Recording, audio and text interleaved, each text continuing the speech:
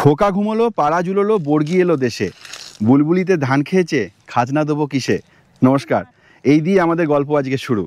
আজকে শনিবার, আজকে 15ই মার্চ 2025 সাল। আমরা আছি গড় পঞ্চকোটে। আমাদের চোখের সামনে দেখা যাচ্ছে গড় পঞ্চকোটের পাহাড়। আর যে শুরু করেছিলাম যে বর্গি দিয়ে, সেই বর্গির সাথে কিন্তু এই এলাকার একটা দারুণ সম্পর্ক আছে। আমি দেখিয়ে দেবো আশেপাশে কীরকম পলাশ ফুলেছে, শুধু দেখুন, পলাশে ভর্তি। চারিদিকে শুধু পলাশ, আগুন ধরে গেছে গাছগুলোয়, গাছগুলোয় আগুন ধরে গেছে, আগুনের মতন রং, অরেঞ্জ রং নিয়ে এই পলাশ দেখা যাচ্ছে। এবং চারিপাশে সুন্দর সবুজ গাছ, এবং বসন্ত শেষে এই সময় গাছে সুন্দর সুন্দর পাতা গজাচ্ছে। শীতকালীন পাতা সব ঝরে গেছে, আস্তে আস্তে বর্ষা আসবে, আরও নতুন সবুজ কচি পাতা গজাবে। এবং এই আশেপাশে যে জায়গাগুলো মনোমুগ্ধকর জায়গা, আমরা অ্যাকচুয়ালি রাস্তায় যেতে যেতে গাড়ি দাঁড় করিয়ে এখানে দাঁড়িয়ে পড়লাম। আমরা এখন যাব গড় পঞ্চকোটের মন্দির।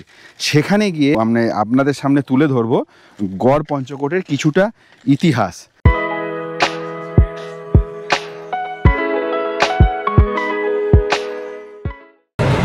এই রাস্তাটা এত সুন্দর যে না থাকলে এর অনুভূতি মুখে বলে প্রকাশ করা যাবে না। রাস্তার দুধারে সারিবদ্ধভাবে গাছ।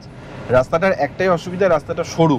তবে এরকম জায়গায় এরকম সরু রাস্তাই ভালো লাগে, কারণ বেশি উন্নয়নের ছোঁয়া লেগে গেলে এই যে প্রকৃতির যে এখানে সৌন্দর্যতা, সেটা কিন্তু অনেকটাই নষ্ট হয়ে যাবে।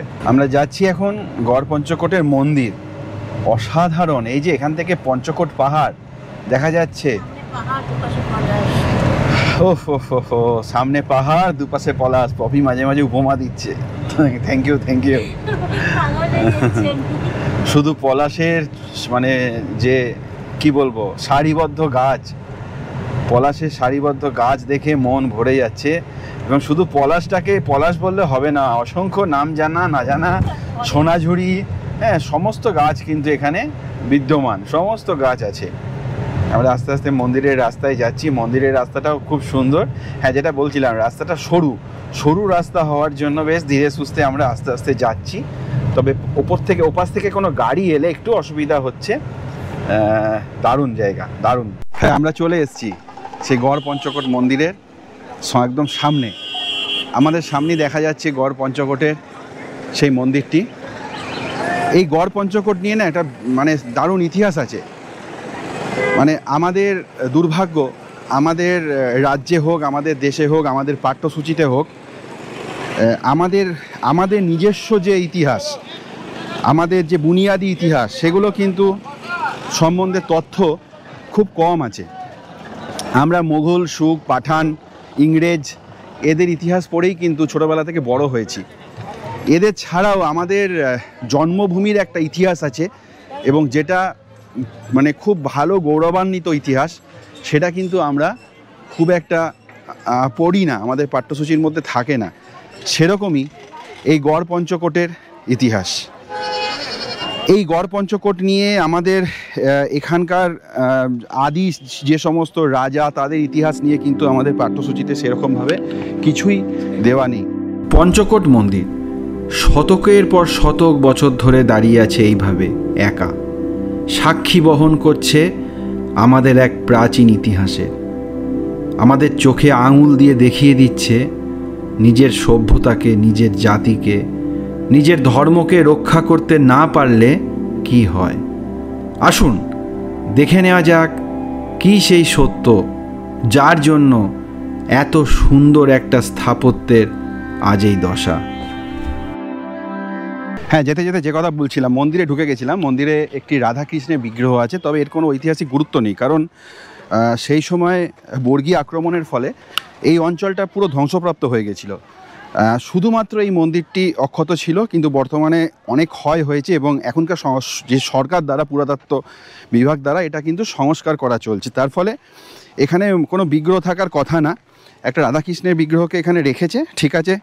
আমাদের সাধারণ যে সমস্ত ভ্রমণার্থী দর্শনার্থী আছে তারা গিয়ে প্রণাম করছে। যাই হোক, আমরা এখন আসছি একটা জোড়বাংলো মন্দির বলে এটা পরিচিত। এটি একটি মানে একদম পুরো ধ্বংসপ্রাপ্ত মন্দির দেখা যাচ্ছে, আপনারা দেখতে পাচ্ছেন এই মন্দিরটি। এছাড়াও এখানে এরকম বেশ কিছু মন্দির আছে যে মন্দিরগুলো সেই সময় প্রবলভাবে ক্ষতিগ্রস্ত হয়েছে এবং ধ্বংসপ্রাপ্ত হয়ে গেছে, এই মন্দিরগুলো একবারে অসাধারণ টেরাকোটার কাজ ছিল। হ্যাঁ, যেটা গল্প বলছিলাম সেটা হচ্ছে পুরীতে আসছিলেন রাজা সিংদেওরা, তা সেই সময় আস্তে আস্তে এখানে উনি ক্যাম্প করেন এবং তৎকালীন রাজার যে রানী ছিল, আমি এই জোরবাংলো মন্দির থেকে আর একটা মন্দিরে যাচ্ছি সামনের দিকে, রাজার যে রানী ছিল উনি ছিলেন সন্তান সম্ভবা, সেই জন্য এখানে ক্যাম্প করতে হয় রাজাকে। তা রাজা এখানে ক্যাম্প করে আস্তে আস্তে রাজা যখন রানীর সন্তান দিলেন তখন সন্তানটা হলো কি মৃত বেরোলো। তা রাজা ভাবলেন মৃত সন্তান বেরিয়েছে, রাজা এখানে ছেড়ে বেরিয়ে গেলেন, কিন্তু পরে দেখা যায় সেই সন্তান কিন্তু জীবিত ছিল। স্থানীয় 7 জন কৃষক মিলে সেই সন্তানকে লালন পালন করে বড় করলো। সেই সন্তান পরবর্তীকালে এই অঞ্চলের রাজা হলো এবং সিংহরা পরিবারের রাজতন্ত্র এখানে স্থাপন করলো। সন্তানের নাম ছিল দামোদর, সেই দামোদরের নামেই কিন্তু এই দামোদর নদীর নামকরণ করা হয়েছে। আমি হাঁটছি প্রচণ্ড জোরে, একটু হাঁপিয়ে যাচ্ছি। যাই হোক, আমরা আরেকটা মন্দিরে চলে এসেছি, তা সেই দামোদরের নামে কিন্তু দামোদর নদীর নামকরণ করা হয়েছে।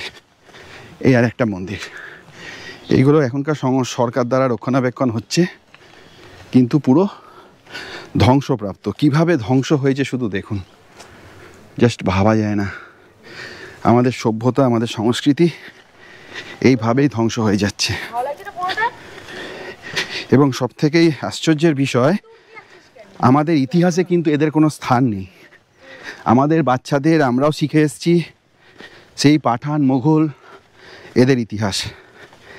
এই সব তথ্যগুলো, এই অঞ্চলগুলো কোনো স্থান নেই, একদম গড়ের মাঠ হয়ে গেছে।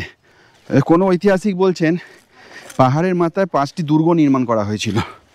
সেই 5টি দুর্গ থেকে, যেগুলো ধ্বংসপ্রাপ্ত, সেই 5টি দুর্গ থেকে হচ্ছে পঞ্চকোট, এরম অনেক অনেক তথ্য কিন্তু এখানে রয়েছে।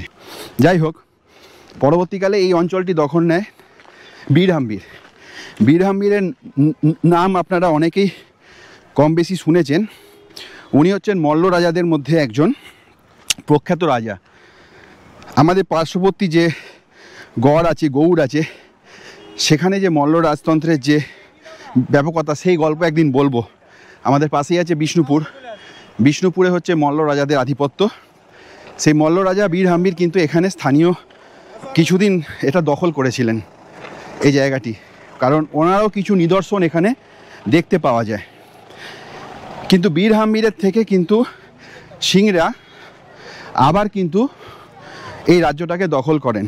তো এদিকে বাংলার মসনদে বসেন 1740 খ্রিস্টাব্দে নবাব আলীবর্দী খান, আমাদের বাংলার প্রথম নবাব হন। তা নবাব আলীবর্দী খান সিরকিয়া খানকে পরাজিত করে এখানকার রাজতন্ত্রে বসেন। এদিকে করলো কি, সিরকিয়া খানের শালা উনি কি করলেন, এই প্রতিশোধ নেবার জন্য, সিরকিয়া খানকে যে আলীবর্দী খান পরাজিত করেছিলেন, এই প্রতিশোধ নেবার জন্য আমাদের পাশেই ছিল মারাঠারা তখন উঠছে, মারাঠাদের ভোসলের সাথে উনি একটি সন্ধি করেন এবং আমন্ত্রণ জানায় বা এখানে আক্রমণ করার জন্য।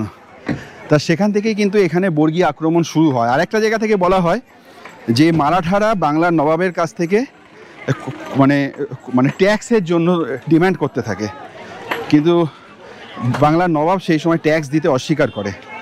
সেই কারণেও কিন্তু মারাঠারা, যেটাকে আমরা বলি বর্গীয় আক্রমণ, সেই বর্গীয় আক্রমণ চালায় এবং এই পাশে পুরো জনজীবন, রাজতন্ত্র, সমস্ত কিছু ধ্বংসাবশেষ সমস্ত ধ্বংস করে দেয়।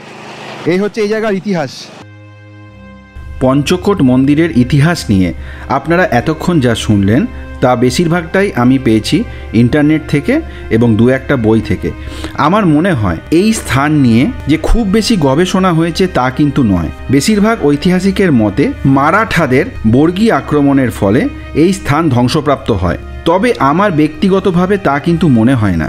মন্দিরগুলোকে যেভাবে ধ্বংস করা হয়েছে তাতে এই কাজ আর যেই করুক, হিন্দু মারাঠা বর্গীরা কখনোই করতে পারে না, কারণ মারাঠারা ছিল চরম হিন্দু।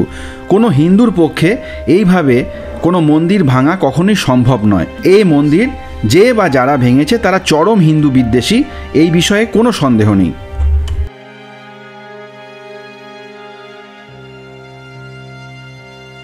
আমরা এখন যাচ্ছি পুরুলিয়া রোড দিয়ে, জয়চণ্ডী পাহাড় হচ্ছে আমাদের এখন যাওয়ার উদ্দেশ্য। এখানে অন হলাম, রাস্তার শুধু পলাশটা দেখুন, এদিকে হচ্ছে পঞ্চকোট পাহাড় আর এপাশে হচ্ছে পলাশের মেলা লেগেছে। অসাধারণ, এই পলাশ দেখলেই না দাঁড়িয়ে যেতে ইচ্ছা করছে। দারুণ, রাস্তাটাও খুব সুন্দর। প্রকৃতির কোল ঘেঁষে চলা এই পথ যেন এক শান্তির প্রতীক। সত্যি এই রাস্তায় না এলে কখনই বুঝতাম না কত না অজানা সৌন্দর্য লুকিয়ে আছে আমাদের এই বাংলায়। আর কিছুক্ষণের মধ্যেই আমরা পৌঁছাবো জয়চণ্ডী পাহাড়, এক নতুন অধ্যায়ের সামনে। মহারাজা তোমারে সেলাম, সুদূর কালনা দেশ থেকে আমরা এলাম। কি বুঝতে পারছেন কোথায় এসছি? আশা করি বুঝতে পারছেন, সেই গোপীবাগার দেশে, সেই হীরক রাজার দেশে। আমরা এখন আছি পুরুলিয়ার জয়চণ্ডী পাহাড়। দেখুন সামনে কি সুন্দর পাহাড় বিস্তৃত, পুরো জয়চণ্ডী পাহাড় ঘিরেছে, যেখানে শুটিং হয়েছিল আমাদের বিখ্যাত সেই সত্যজিৎ রায়ের হীরক রাজার দেশে। আমরা একটা গাইড পেয়েছি, রোহিত বাউরি, বেশ বড়সড় একটা গাইড।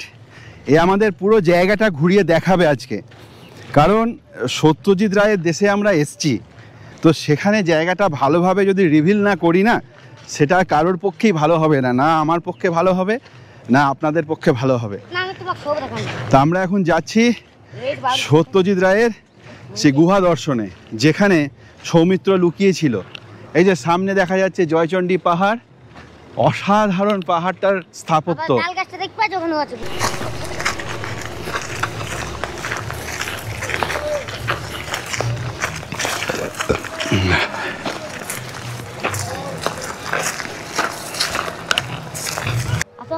আসুন আপনারা আমার সাথে, সেই বিখ্যাত গুহা যেখানে আমাদের সৌমিত্র চট্টোপাধ্যায় লুকিয়েছিল দীর্ঘদিন ধরে হীরক রাজার উৎপাতে।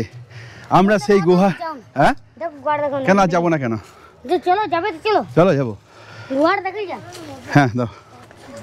আচ্ছা দেখাই, এই সেই বিখ্যাত গুহা দেখা যাচ্ছে। এখানে কিন্তু দাঁড়িয়েছিল সত্যজিৎ রায়ের সেই শুটিং, যেখানে একটা কাঁটারি নিয়ে মারতে এসেছিল রবি ঘোষকে। হ্যাঁ হ্যাঁ ওখানে হাত ধুয়েছিল, হ্যাঁ ওই যে পুকুর, যে পুকুরে রবি ঘোষ হাত ধুয়েছিল আর তালি মেরে ওখানে চলে গেছিল। তাতে তোর নাম কি বাবু বল? আমার নাম রোহিত বাউরি। রোহিত বাউরি হচ্ছে আমাদের গাইড, ও পুরো জায়গাটা ঘুরিয়ে ঘুরিয়ে দেখাচ্ছে। বল এবার, এইটা হচ্ছে সেই পুকুরটা, বল। এই পুকুর, এই পুকুরে কিন্তু রবি ঘোষ জল খেয়েছিল, রবি ঘোষ আর তপেন বাবু এই দুজন জল খেয়েছিল। আর আম গাছটা কোথায়? ওই যে দূরে দেখা যাচ্ছে আম গাছটা, ওই যে আম গাছটা দেখা যাচ্ছে, ওইখানে কিন্তু আম খেয়েছিল নাকি, ওই ওখানে বসে বসে খাবার খেয়েছিল, তাই না? হ্যাঁ ওখানে বসে খাবার খেয়েছিল। আর এই সমস্ত পাহাড়টা জয়চণ্ডী পাহাড়, অসাধারণ লাগছে। পাহাড়ের চূড়াটা লক্ষ্য করুন, বিউটিফুল, অসাধারণ চূড়া, মনে হচ্ছে টিকি বাঁধা কারোর।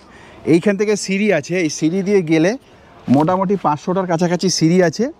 এই সিঁড়ি দিয়ে গেলে ওপরে কিন্তু একটা সুন্দর একটা মন্দির দেখা যাবে, বেশ সুন্দর। আমরা এবার এই গুহা থেকে আস্তে আস্তে নিচের দিকে যাব, নামতে হবে পাহাড় থেকে। আমরা আস্তে আস্তে এবার নিচের দিকে নেমে যাচ্ছি। এবার যাব আমরা আস্তে আস্তে মন্দির সংলগ্ন অঞ্চলে, হীরক রাজার দেশে কিন্তু আমরা আছি। দুর্দান্ত একটা ট্যুর হচ্ছে, দুর্দান্ত ট্যুর। হ্যাঁ এসো। এই যে পুকুরটা দেখছেন, এই পুকুরটা গোপী আর বাঘা এই দুজন জল খেয়েছিল, এবং ওই যে সামনে টিলাটা দেখা যাচ্ছে, ওখান থেকে জাদু বলে, ওই গুহা থেকে পাহাড়ের, আমি দেখিয়ে দিই, ওই গুহা থেকে জাদু বলে কিন্তু এইখানে চলে এসেছিল। অসাধারণ জায়গা, পুকুরটাও অসাধারণ, দুর্দান্ত ভিউ, দুর্দান্ত ভিউ। একদা ছোটনাগপুর মালভূমির অন্তর্গত, বর্তমানে পুরুলিয়া জেলার রঘুনাথপুর মহকুমায় অবস্থিত এই জয়চণ্ডী পাহাড় শুধুমাত্র একটি প্রাকৃতিক শিলারাশি নয়, এ এক ইতিহাসের নীরব সাক্ষী। পাহাড়ের গম্ভীর সৌন্দর্য আর বুনো পরিবেশ মনে এনে দেয় এক অদ্ভুত মাদকতা। আমার সামনে দেখতে পাচ্ছেন জয়চণ্ডী পাহাড়ে ওঠার সেই তোরণদ্বার, যে তোরণদ্বারে উঠলে ওপরে আমাদের চণ্ডী মাতার যে মন্দির আছে, সেই মন্দিরে কিন্তু যাওয়া যাবে। সুন্দর সিঁড়ির ব্যবস্থা করা আছে এখানে, মোটামুটি সর্বমোট 500টা সিঁড়ি আছে। সেই 500টা সিঁড়ি দিয়ে আস্তে আস্তে ওপরে কিন্তু ওঠা যায়। আমি ওঠার চেষ্টা করছি, জানি না কতটা পারবো, মুমু আর পপি এলো না, ওরা ওখানেই বসে একটু রেস্ট নিচ্ছে। যাই হোক, এই জয়চণ্ডী পাহাড় সত্যজিৎ রায়ের হীরক রাজার দেশে ব্যাপকভাবে কিন্তু প্রচার লাভ করেছে। সেই সময় সম্পূর্ণ শুটিংটা এই চত্বরকে বেশ করে সেই সময় হয়েছিল। মুখ চোখের অবস্থা বেশ বিধ্বস্ত। বেশ কিছুটা সিঁড়ি ক্রস করে ওই যে ওইখান থেকে এলাম, দেখা যাচ্ছে সামনে পাহাড় একটা চূড়া। ওইখান থেকে এসে আস্তে আস্তে আস্তে আস্তে কিন্তু সিঁড়ি ওপর দিকে উঠে যাচ্ছে। যত উপরে ওঠা যাচ্ছে না, তত কি হচ্ছে, ওপর থেকে নিচের ভিউটা কিন্তু অসাধারণ লাগছে। অসাধারণ ভিউ, যত মনে হচ্ছে পাখির চোখে দেখছি নিচটা। দুর্দান্ত একটা দৃশ্য ওপর থেকে কিন্তু নিচে দেখছি। এই পাহাড়ে উঠতে উঠতে না মনে হয় ফুসফুসের দমটা কীরকম। যাই হোক, গল্প করতে করতে অনেকটা চলে এলাম। সামনে একটা খুব সুন্দর স্থাপত্য দেখতে পাচ্ছি, দেখিয়ে দিই আপনাদের। একটা অপূর্ব ধ্বংসপ্রাপ্ত একটা গম্বুজ আকারের একটি স্থাপত্য জয়চণ্ডী পাহাড়ের ওপর। সম্ভবত এটা কোনো মন্দির টন্দির ছিল কোনো এক সময়, কিংবা দুর্গ পাহারা দেওয়ার জন্য রক্ষীদের কিছু একটা ছিল।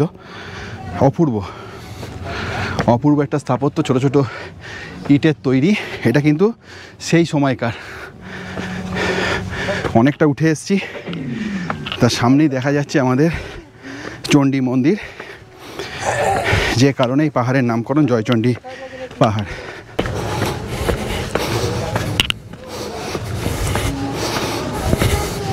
অবশেষে আমি চলে এসেছি জয়চণ্ডী পাহাড়ের একদম চূড়ায়। এই যে আমার সামনে দেখা যাচ্ছে মা জয়চণ্ডীর মাতার মন্দির, অসাধারণ। একটু ঠাকুরটাকে দর্শন করিয়ে দিই আপনাদের। জুতো খুলে এখানে কিন্তু মন্দিরে প্রবেশ করতে হবে।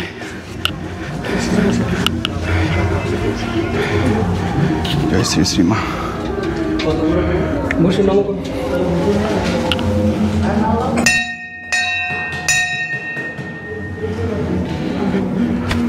মোটামুটি নিচ থেকে ওপরে আসার জন্য 470টা মতন সিঁড়ি আছে।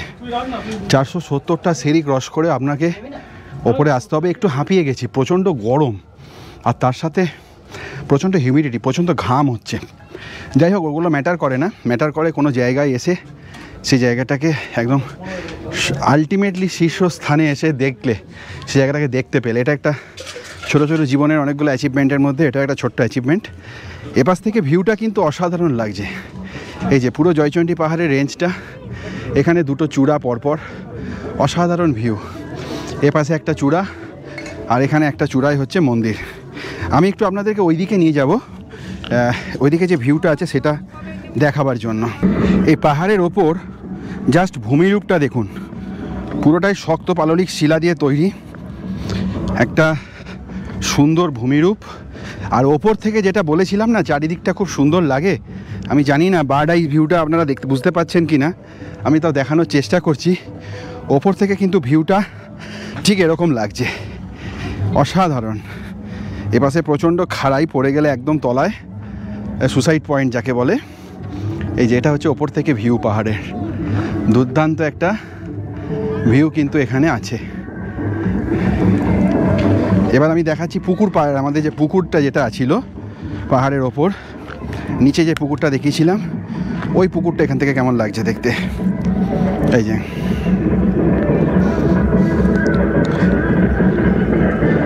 পুরো শহরটাকে কিন্তু ওপর থেকে দেখা যাচ্ছে, অসাধারণ দুর্দান্ত একটা ভিউ।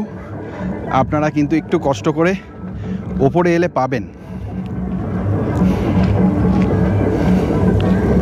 অনেকক্ষণ কাটালাম এখানে, জানেন, পপিরা নিচে বসে আছে, আমাদেরও ফিরতে হবে। এবার আমি ফিরে যাই, ফেরার পালা। ফিরতে ফিরতে যেতে যেতে একটু গল্প হোক। আমি যেতে যেতে কটা কথা আমার মনে হলো আস্তে আস্তে, সত্যজিৎ রায়কে নিয়েই বলি। এখানে এসেছি যখন হীরক রাজার দেশে, গোপীবাগার দেশে, তো সত্যজিৎ রায় ছাড়া আর কী বা কথা হতে পারে।